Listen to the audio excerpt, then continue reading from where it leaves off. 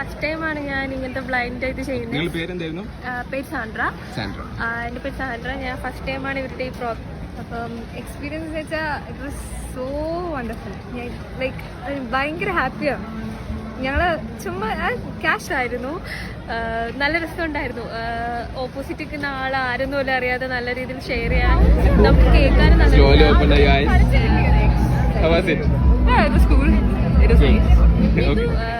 Opposite നിൽക്കുന്ന ആൾ ആരെന്ന് പോലും അറിയാതെ നല്ല രീതിയിൽ ഷെയർ ചെയ്യാൻ നമുക്ക് ഒരു മൈൻഡിന് ഭയങ്കര ഹാപ്പിനെസ് തരുന്ന സംഭവം. അപ്പം എല്ലാവരും ഒന്ന് ട്രൈ ഔട്ട് ചെയ്താൽ ഭയങ്കര നല്ലത്.